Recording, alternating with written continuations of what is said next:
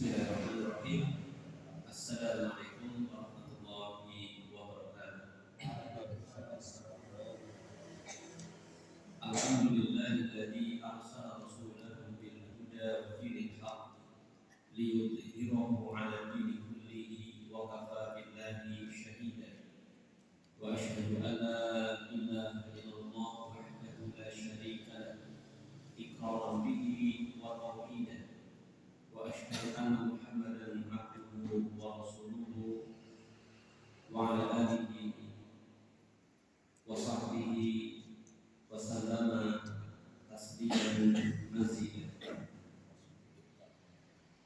Bapak dan Ibu jemaah muslimin yang semoga dirahmati Allah Subhanahu wa taala, tentunya adalah kita senantiasa memuji bersyukur kepada Allah Subhanahu wa taala atas segala limpahan nikmat yang telah diberikan oleh Allah Subhanahu wa taala kepada kita semua.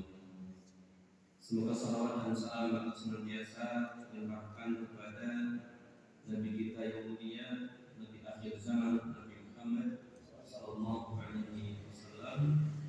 Demikian juga kepada keluarga beliau, para sahabat dan segenap umat yang mengikuti ajarannya hingga akhir zaman. Bapak dan Ibu kaum muslimin jemaah yang berbahagia, semoga dirahmati Allah Subhanahu wa taala. Kita akan masuk kepada tafsir atau penjelasan tafsir surat yang baru, yaitu surat An-Naba.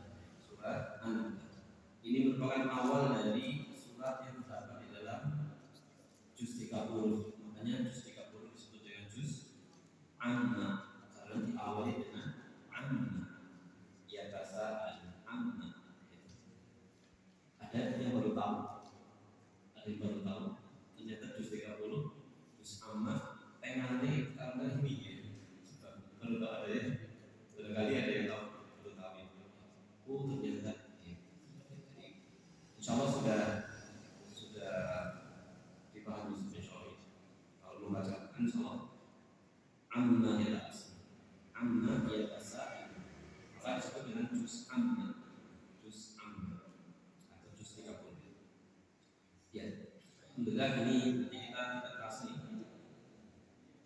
kita sudah sampai di surat An-Naba ini. Berarti ini adalah surat terakhir di juz 30. Kita dulu dari awal adalah membacakan surat Al-Fatihah, kemudian surat An-Nas, Al-Falaq.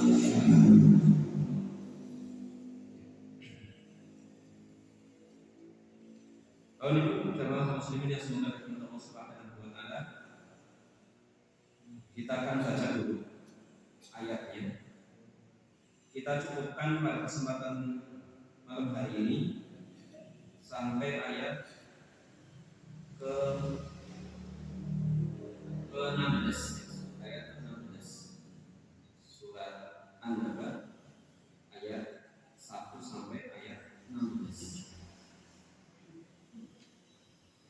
Dalam kitab Aisyah Tafsir, penulis membagi pembahasan tafsir surat An-Naba ini menjadi tiga bagian. Bagian pertama itu ayat 1 sampai 16. Ayat 1 sampai 16 ini latar belakang surat An-Naba, latar belakangnya. Diawali dari pertanyaan, ujungnya saling bertanya, kemudian ditampakkannya kekuasaan Allah Subhanahu wa taala di alam semesta ini. Kemudian di bagian yang kedua adalah ayat 17 hingga ayat 30. Ini berkaitan dengan keadaan ketika sudah terjadi hari kiamat. Lagi-lagi berbicara tentang hari kiamat. Kemudian ayat 31 hingga ayat 40 ini bagian ketiga tentang gambaran kenikmatan surga, kurang lebih seperti itu. Kalau yang bagian pertama tadi 17 sampai 30 tentang terjadinya kiamat, kemudian juga disebutkan juga berkaitan dengan ngerinya siksa di neraka. Kita baca pada kesempatan kali ini yaitu ayat 1 hingga ayat 16 surat An-Nahl. Diawali dengan atau dari ta'awudz terlebih dahulu. A'udzu billahi minasy syaithanir rajim.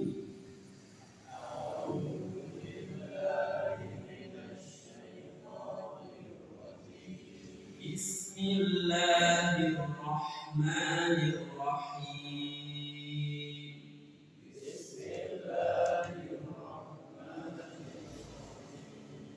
Amma yatasaalun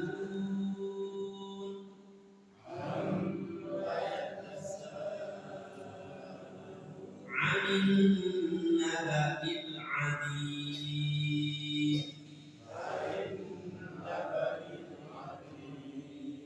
alladzi hum fihi mukhtalifun.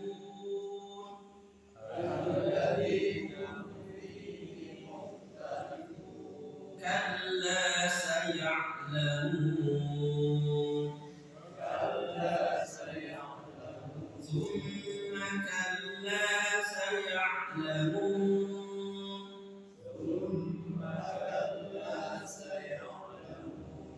Alam naj'alil arda mihada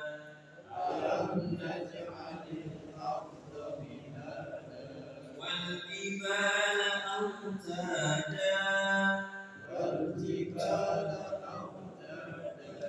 wa khalaqnakum azwaja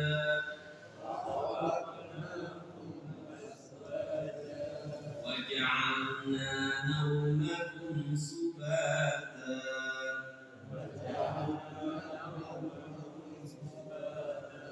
wa ja'alna al-layla libasa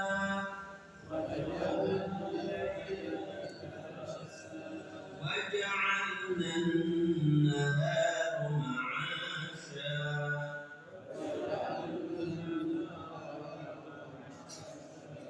wa banayna fawqakum sab'an shidada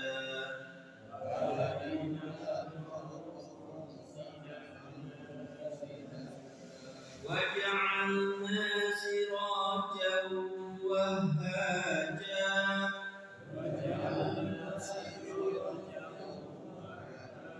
wa anzalna minal mu'sirati ma'an thajjaja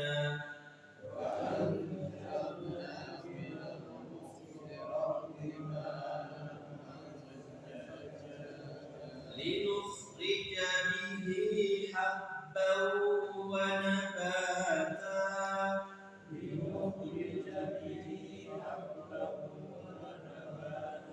wa jannatin alfafa.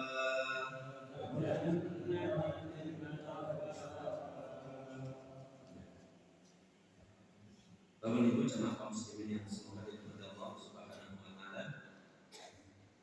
Qala sahibu tafsir Isa at-Tafsir rahimahullah ta'ala al-juz'u ats-tsalatsun, juz yang ke-30, surah An-Nahl, yaitu surat An-Nahl. Ini masuk juz 30, itu diawali dengan surat An-Nahl. Yang mana surat An-Nahl ini adalah di dalam Al-Quran urutannya itu surat ke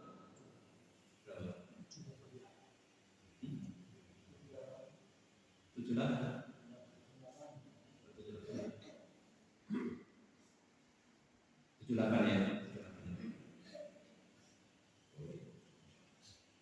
Saya salah. 78 ya, 78 ya. Surat 78. Disebutkan di sini makiyatun, tergolong surat makiyah. Tergolong surat makiyah. Wa ayatuha arba'una ayat. Ayatnya itu berjumlah ada 40 ayat. 40 ya. Saya sempat membaca tadi ada yang menyatakan 41, ada yang menyatakan 40 ya. Bisa jadi mungkin ada dua ayat yang digabung, atau kalau dipisah jadi bisa jadi seperti dua orang. Ini biasanya istilah dari para ahli tafsir. Ya, seperti itu. Jumlah ayatnya ada 40. Dan surat An-Naba ini turun setelah surat Al-Ma'arij. Surat Al-Ma'arij. Surat Al-Ma'arij di juz 29. Juz 29. Ya. Dan ini surat An-Naba ini turun melalui wahyu dari Allah Subhanahu wa taala kepada hati Rasulullah SAW, langsung kepada hati Rasulullah Sallallahu Alaihi Wasallam. Meskipun di awal-awal ini kalau kita membaca sekilas sebabnya itu karena kaum musyrikin itu bertanya-tanya tentang berita besar seperti itu. Cuma saya cari di mana keterangan hadis yang menyebutkan secara jelas seperti itu. Tapi secara sekilas kita sudah bisa memahami. Sekilas kita bisa memahami awalnya adalah awal dari pertanyaan atau saling bertanyanya masyarakat ketika itu dengan berita besar yang dibawa oleh Rasulullah Sallallahu Alaihi Wasallam.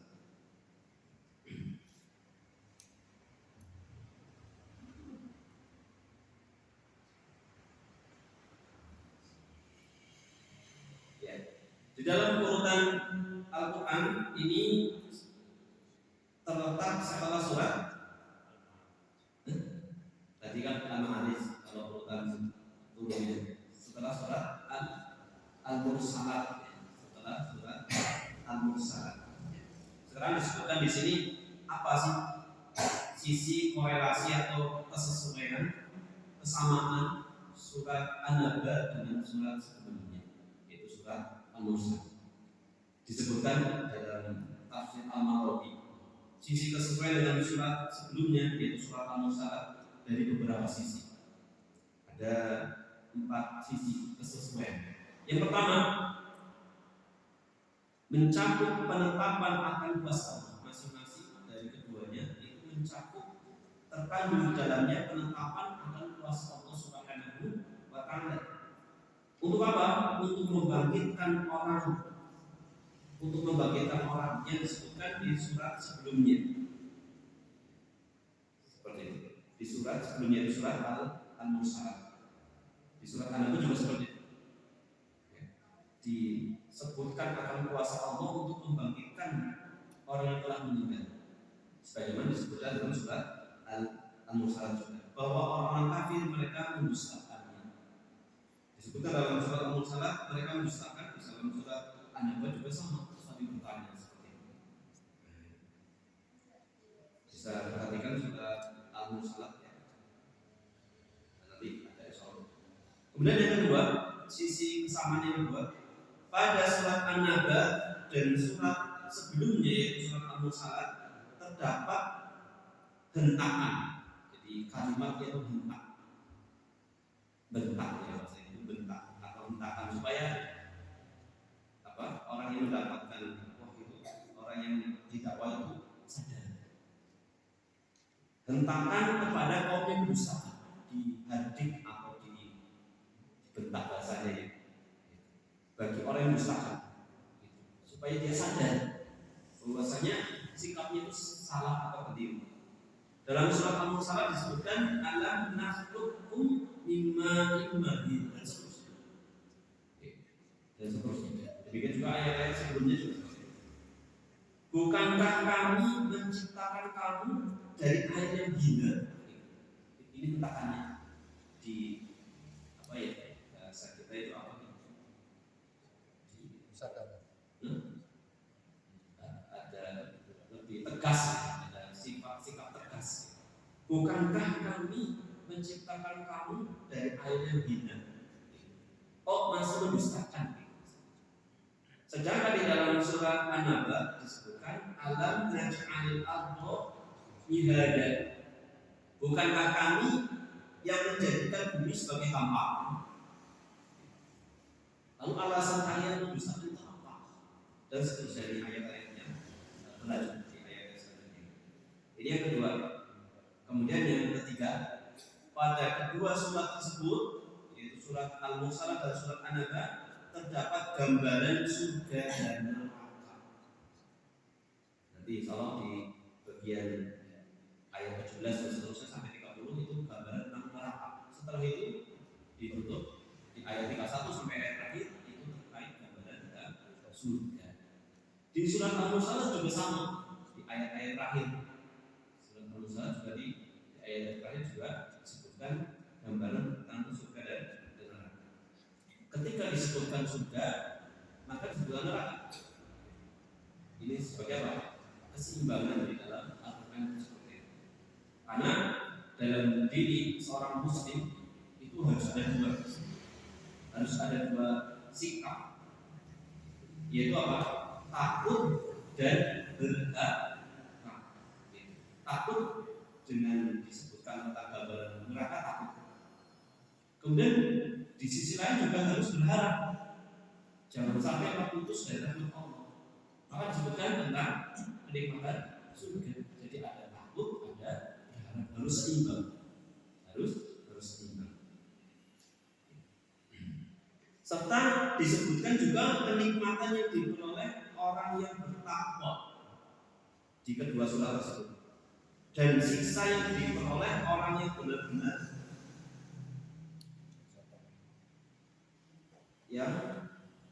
yang kufur gitu. Saya sudah terjemahkan, tapi mungkin ada tipe jadi siksa yang diperoleh orang-orang yang benar-benar mengkufurinya, yang mendustakan, seperti itu. Jadi disebutkan surga dan neraka, disebutkan juga kenikmatan surga, demikian juga ancaman siksa dan neraka. Keempat, yang terakhir, sisi kesamaan bahwa di dalam surat An-Naba terdapat rincian apa yang bersifat global. Di dalam surat An-Naba disebutkan terdapat rincian apa yang bersifat global yang disebutkan di dalam surat Al-Mursalah. Jadi dalam surat Al-Mursalah ada disebutkan global, di surat An-Naba rincian.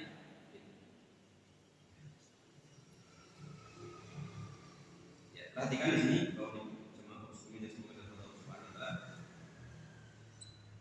disebutkan di dalam surat Al-Mursalah tentang hari pemisah. Tentang hari pemisah di ayat ke 11 sampai 13. Surat Al-Mursalah ayat 11 sampai 13. Disebutkan di sana li ayyi yaumin ujjilat li yaumil fasl. Li ayyi yaumin ujjilat li yaumil fasl wa ma adraka ma yaumul fasl. Wa yawma idzin mukadzimin. Di dalam surat Al-Mursalah disebutkan seperti itu tentang hari pemisah, yaumul fasl. Li ayyi yaumin ujjilat li yaumil fasli wa ma adraka ma yaumul fasl. Yang artinya niscaya dikatakan kepada mereka sampai hari apakah ditangguhkan menghadap orang kafir itu, yaitu sampai hari keputusan, hari pemisah atau hari keputusan. Dan tahukah kamu apakah hari keputusan itu? Dalam surat Al-Mursalah ayat 11 sampai 13. Sifatnya global, dari keputusan. Maka dirinci di dalam surat An-Naba di ayat ke-17 dan seterusnya. Allah Subhanahu wa ta'ala berfirman, "Inna yaumal fasli kana miqata." Apa? Sesungguhnya hari keputusan adalah suatu waktu yang ditetapkan. Dirinci lagi di ayat-ayat selanjutnya. Yauma yunfakhu fis-suri fata'tuna afwaja. Hari di mana ditiupkan sangkakala lalu mereka mendatangi dalam keadaan berkelompok-kelompok. Ini kan tidak disebutkan dalam surat Al-Mursalah. Wa futihatis sama'u fakanat abwaba. Langit dibuka dan seakan-akan langit itu menjadi berpintu-pintu. Wa burizatil jannah wa suyiratil jibalu fakanat sawaba. dan gunung dijalankan, maka jadilah gunung seperti apa? Saroba, yaitu debu seperti itu. Masya Allah. Ini dirinci di dalam surat An-Naba dan sesuatu yang sifatnya global di dalam surat Al-Mursalat hingga akhir suratnya. Baru itu jemaah muslimin yang semoga dirahmati Allah Subhanahu wa taala. Surat An-Naba ini dinamakan dengan An-Naba. Mengapa kira-kira? Ya, karena ada kata Anin Naba'in seperti itu. Dikarenakan disebutkan dengan kalimat pertanyaan mengenai pertanyaan kaum musyrikin mengenai berita yang besar, yaitu hari kiamat. Kalau ibu jemaah muslimin yang semoga dirahmati Allah Subhanahu wa taala. Selain surat An-Naba ini disebut surat An-Naba, para ulama juga menyebut dengan nama yang lain. Ada yang menyebutnya dengan surat Amma, karena ada kata Amma. Ada juga yang mengatakan Amma yatasa'adun, tapi hanya Amma saja ini. Amma yatasa'adun. Kemudian juga ada yang menyebutkan surat At-Tasa'ul. At-Tasa'ul itu artinya saling bertanya. At-Tasa'ul. Kemudian juga ada yang menyebutkan namanya adalah surat Al-Muqsirah. Kan ada ya? Ayat berapa? Wal Muqsirah. Nah, itu berapa? Wa anzalna minal muqsirati ma'an thajjaja. Ayat ke-14. Bapak Ibu jemaah muslimin yang semoga dirahmati Allah Subhanahu wa taala. Ya.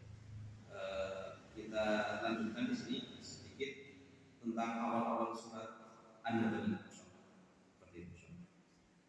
Itu sedikit tentang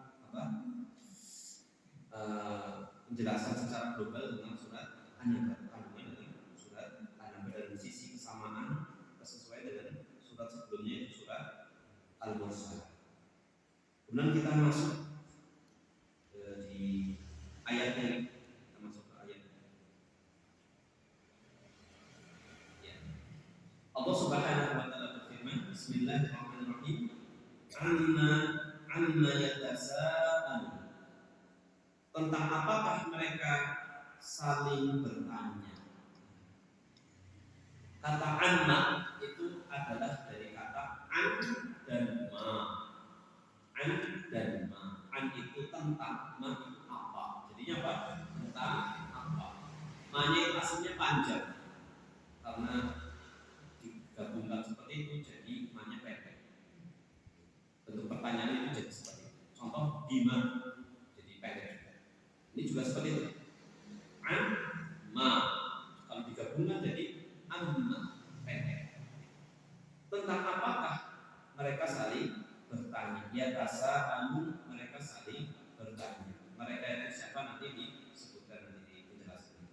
Anin naba'in adim, tentang berita yang besar. Mereka saling bertanya-tanya tentang berita yang besar. Alladzi hum fihi mukhtalifun, yang mereka perselisihkan tentang ini. Pertanyaannya mereka saling berselisih. Di sana ada yang membenarkan, ada yang mendustakan, tidak percaya dan seterusnya. Maka kata Allah Subhanahu wa taala, kalla saya'lamun.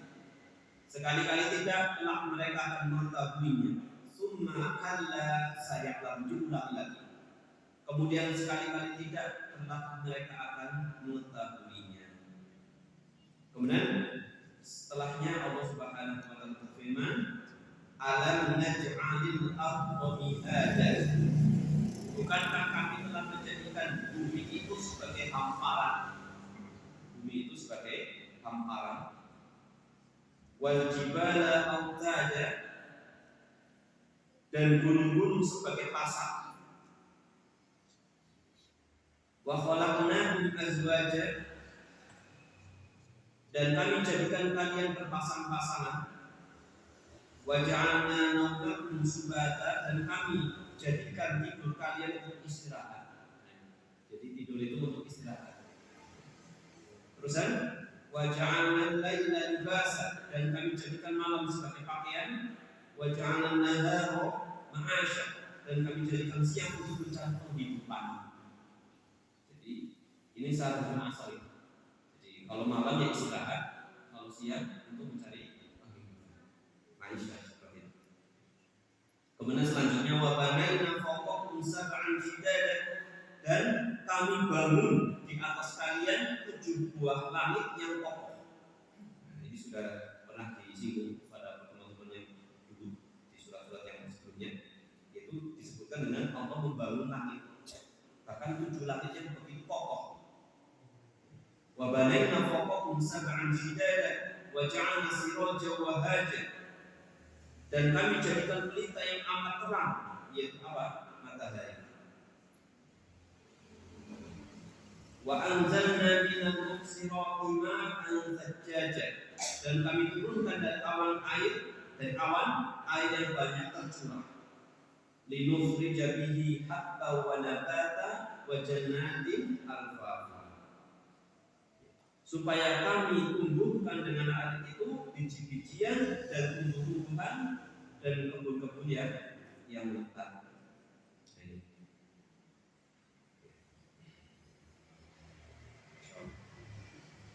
Bahwa ini jemaah muslimin yang semoga dirahmati Allah Subhanahu wa taala. Kemudian kita sampaikan makna ayat.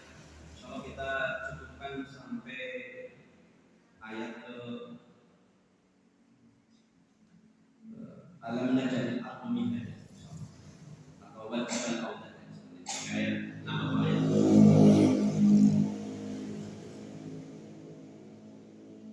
atau ayat. Makna dari ayat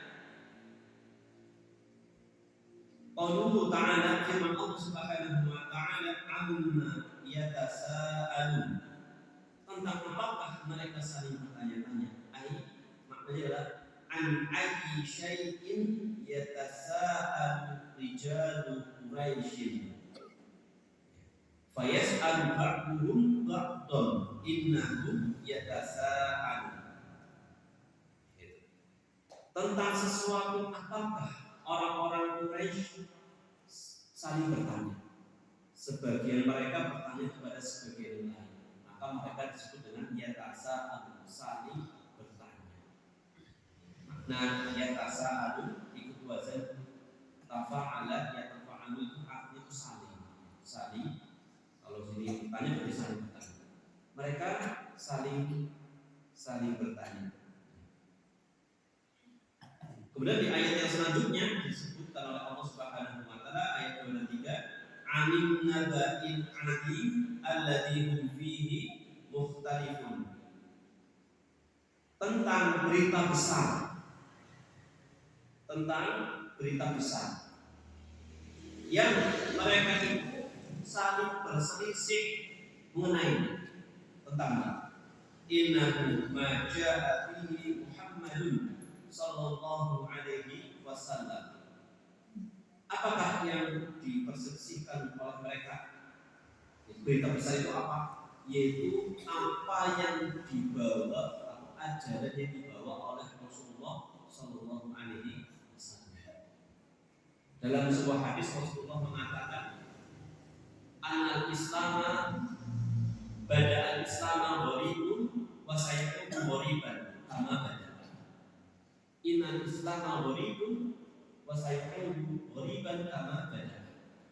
Sesungguhnya Islam itu asing. Seluruh Islam itu asing. Dan suatu ketika akan menjadi asing lagi, sebagaimana awal mula datangnya dari Rasulullah sallallahu alaihi wasallam. Akan datang suatu masa ajaran Islam itu asing bagi manusia. Seperti itu. Sekarang sudah terjadi. Kalau sholat belum ya, bisa ketika isi ngapa gitu, isi ngapa asing. Dan ajaran lain sebagian ajaran yang dibawa Rasulullah ada yang sudah dianggap asing. Karena saat ini tidak tahunya. Demikian juga di awal mula Rasulullah SAW diutus oleh Allah Subhanahu wa taala, masyarakat itu merasa asing. Isi ajaran apa? Mengajak untuk menyembah satu sembahan, ya, itu asing. Karena sebelumnya apa kebiasaannya? Kebiasaan yang bangsa Quraisy apa? menyembah banyak sesembahan. Menyembah banyak sesembahan. Buktinya apa? Ketika terjadi Fathu Makkah, ada berapa berhala yang ada di Ka'bah, sekitar Ka'bah? Sampai 300-an lebih, 360-an. Jadi terbiasa menyembah berhala atau sesembahan yang banyak. Ini terjadi dari zamannya Nabi Nuh. Zamannya Nabi Nuh. Awal mula terjadinya kesyirikan orang yang menyembah selain Allah itu terjadi di zamannya Nabi Nuh. Sebelumnya semuanya menyembah kepada Allah. Jadi di zamannya Nabi Nuh. Makanya diutus Nabi Nuh. Maka jadilah Nabi Nuh itu sebagai Rasul pertama. Bukan Nabi tapi dia adalah Rasul pertama. Kalau Nabi pertama siapa? Nabi ada beda antara Nabi dan Rasul. Jadi Nabi Nuh adalah Rasul pertama, disuruh untuk mendakwah. Kemudian setelah Allah mengirimkan siksaan kepada kaum Nabi Nuh yang tidak mau beriman, kan yang beriman tersiksanya di mana? Ya di kapal. Setelah itu manusia berkembang lagi dan muncul lagi kesyirikan. Iblis itu membisikkan kepada salah satu orang, itu dia dapat wangsit dari iblis menunjukkan berhala-berhala yang tertimbun di garis disembah lagi seperti itu. Jadi kesyirikan. Jadi sampai di zaman Rasulullah SAW, jadi agamanya Nabi Ibrahim itu sudah tercampur dengan agama kesyirikan. Maka tidak heran dari mereka juga di zaman jahiliyah itu melaksanakan ibadah haji. Jadi mereka beribadah kepada Allah juga beribadah kepada selain Allah Subhanahu wa Ta'ala. Dan inilah tujuan hidup manusia Pak, yang seperti disampaikan sebelumnya, yaitu untuk beribadah hanya kepada Allah Subhanahu wa Ta'ala. Untuk itu Allah mengutus para nabi dan rasul. Walaqad ba'atsna fi kulli ummatin rasulan an ibudullaha wajtanibut taghut. Dan sungguh kami telah mengutus pada setiap umat seorang rasul. Untuk apa?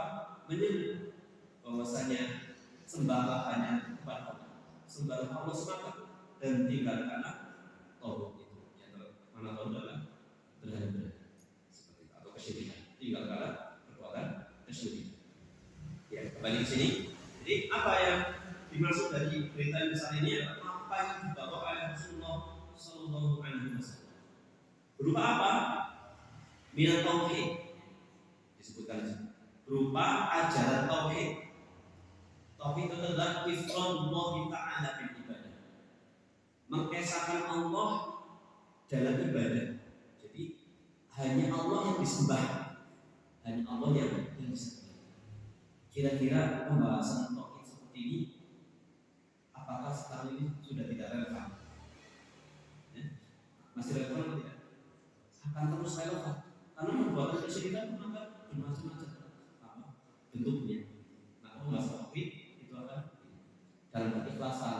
Tauhid tadi kesyirikan ada dua, syirik besar, syirik kecil. Seperti itu. Bisa jadi orang selamat dari syirik besar, tapi syirik kecil tidak selamat. Maka senantiasa terus tentang tauhid ini senantiasa. Sampai kapanpun dakwah ini akan selalu harus disampaikan, yaitu dakwah kepada Allah. Seperti itu. Jadi mengisahkan Allah Subhanahu wa Ta'ala. Kemudian nubuwah di antara yang diingkari atau yang mereka saling bertanya, kenabian Rasulullah. Kenabian Nabi Muhammad SAW ini juga saling bertanya. Mereka berselisih. Ada yang membenarkan, ada yang tidak. Siapa manusia yang pertama kali membenarkan? Siapa yang pertama kali membenarkan itu Nabi Rasulullah? Salah satu Abu Bakar, sahabat Abu Bakar. Kemudian Rasul itu mendakwai orang yang paling dekat, Khadijah, dari kalangan keluarganya itu Khadijah istri. Kemudian dari kerabatnya itu Ali bin Abi Thalib radhiyallahu anhu ajma'in. Kemudian Abu Bakar temannya sebagai sahabat.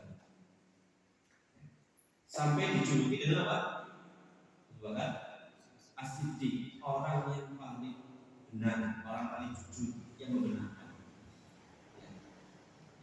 untung beliau digelari seperti itu ketika terjadi peristiwa Isra Mi'raj, suatu fenomena yang mungkin secara akal tidak masuk. Masa sih semalam cuma bisa kayak gitu, bisa sampai nangis seperti itu. Demikian juga terbelahnya bulan. Abu Bakar mengatakan, kalau ada sesuatu yang jauh lebih tidak masuk akal, aku tetap percaya. Aku tetap percaya. Maka digelari dengan As-Siddiq radhiyallahu anhu. Manusia terbaik setelah para nabi dan rasul itu adalah sahabat Abu Bakar As-Siddiq. Sekarang kita lanjut ya. Kenabian pertama tauhid, kemudian ketauhidan, kemudian kenabian. Kemudian wal ba'tsil akhir, hari kiamat, di mana di sana ada dibangkitkannya manusia, dibalasnya manusia, terjadinya kiamat. Ini juga diingkari. 3 hal ini banyak diingkari dulu. Para pengingkar Rasul itu seperti itu. Ketauhidan, kemudian kenabian dan hari akhir ini yang banyak diingkari.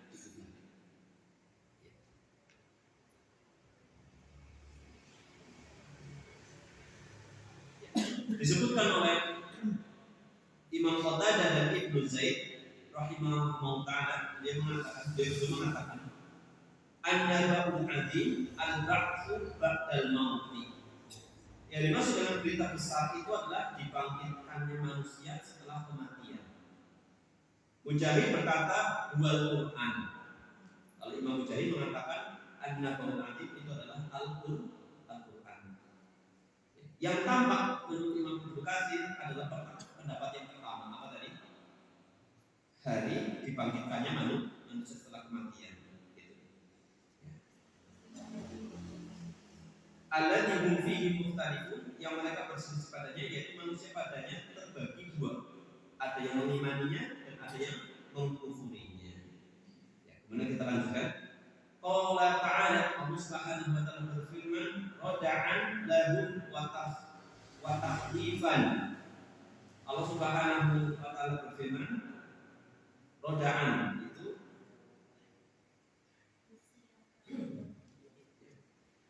rodaan lalu menaktifan, menakut-nakuti, atau tadi disebutkan menghardik, menegasi. Allah memberikan ketegasan.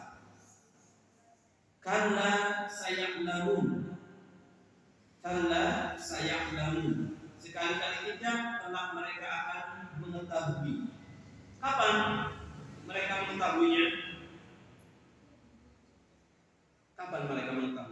Disebutkan di sini inda naz'i arwahihim akibata takdimihim li rasulina wa ikarihim li tauhidina wa liqaina. Kapan?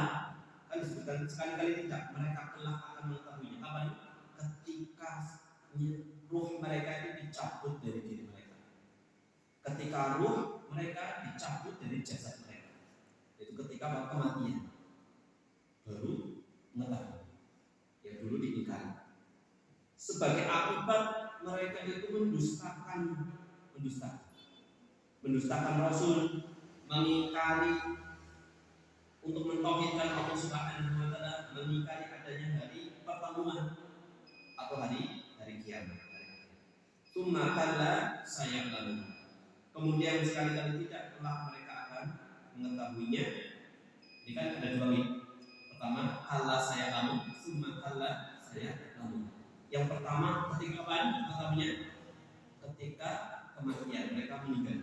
Yang kedua, yauma yub'atsuna min quburihim, ketika mereka dibangkitkan dari kubur mereka. Mengetahui yang kedua ini. Maka diulang pertanyaan tadi, telah mereka mengetahui kemudian mereka. Yang kedua itu ketika mereka dibangkitkan. Wa yusharuna ila nar jahannam inna la yanfa'uhum ilmun wa la yajidihim iman. Dan ketika mereka dibangkitkan berdiri menuju neraka jahanam dan tidak bermanfaat pengetahuan mereka. Sudah mengetahui ketika itu sudah terlambat, dan iman ketika itu sudah tidak bermanfaat lagi. Allahu ta'ala akan bisawab.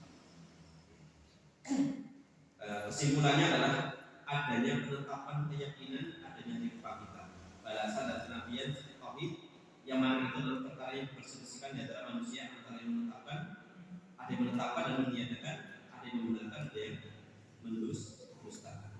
Kelak akan sampailah ilmu yang sempurna terhadap hakikat perkara yang diperselisihkan ini di antara manusia tatkala dicabutnya itu ketika kematian, namun tidak berguna lagi pengetahuan pada waktunya terjadi ketika perkaranya telah ditetapkan dan perselisihan telah usai. Seperti ini kesimpulan dari ayat 1 hingga ayat 4. Insya Allah kita lanjutkan pada pertemuan yang akan datang sampai ayat 5. Insya Allah ayat 6 misalnya kita lanjutkan ayat 6 hingga ayat 16 dan sampai selesai. Demikian Bapak Ibu, karena waktu kita yang ternyata membatasi kita hanya bisa membacakan ayat 1 hingga ayat 5 ini sebagai pengantar awal.